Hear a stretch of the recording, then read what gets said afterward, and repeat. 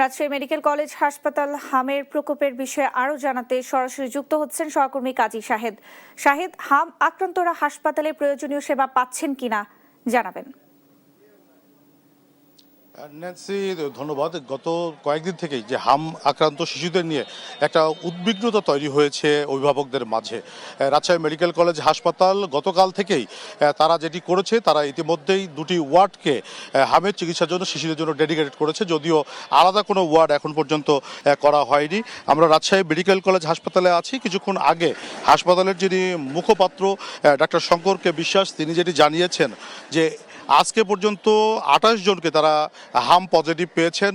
এছাড়া গত এক মাসে 260 জন হাম আক্রান্ত রোগী এই হাসপাতালে ভর্তি হয়েছিলেন এবং তাদের মধ্যে 29 জন শিশু মারা গেছেন। বলা যায় যে একটা উদ্বিগ্নতা তৈরি হয়েছে রাজশাহী মেডিকেল কলেজ হাসপাতালের এখানে আসার পরে। জনস্বাস্থ্যবিদরা যে পরামর্শটি দিয়েছেন যে যারা হামে আক্রান্ত হবেন তারা যে তাদেরকে আলাদা ওয়ার্ডে রেখে চিকিৎসা দেওয়ার, হাসপাতাল কর্তৃপক্ষ ইতিমধ্যেই সেই ব্যবস্থা গ্রহণ করেছে। তারা দুটি ওয়ার্ডকে ডেডিকেটেড করেছে, তো সেখানে হামের আক্রান্ত শিশুদের রেখে চিকিৎসা দেওয়া হচ্ছে। আজকে আমরা বিভাগীয় পরিচালক স্বাস্থ্য তার সঙ্গে যখন কথা বলি, তিনি যেটি জানিয়েছেন যে রাজশাহী বিভাগের পাবনা জেলায় সর্বোচ্চ 33 জন শিশুকে হাম আক্রান্ত পাওয়া গেছে। রাজশাহী জেলায় অন্য হাসপাতালগুলোতে 10 জন, চাঁপাইনবাবগঞ্জ জেলায় 20 জন, নাটোরে 6 জন হামে পজিটিভ শিশু পাওয়া গেছে। বিশেষ করে যে ভ্যাকসিনেশন কার্যক্রম সেটি আরও জোরদার করার জন্য জনস্বাস্থ্যবিদরা পরামর্শ দিয়েছেন।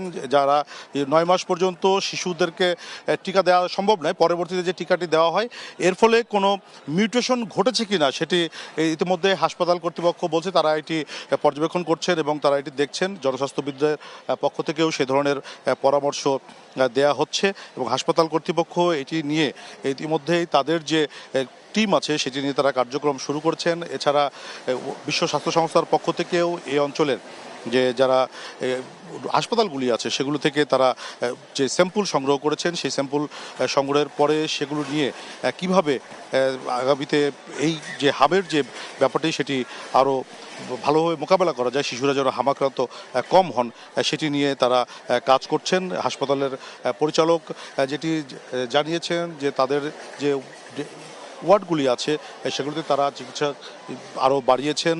এছাড়া তাদের যে শিশু হাসপাতালের যে ব্যবস্থাপনা সেটি আরও জোরদার করেছেন।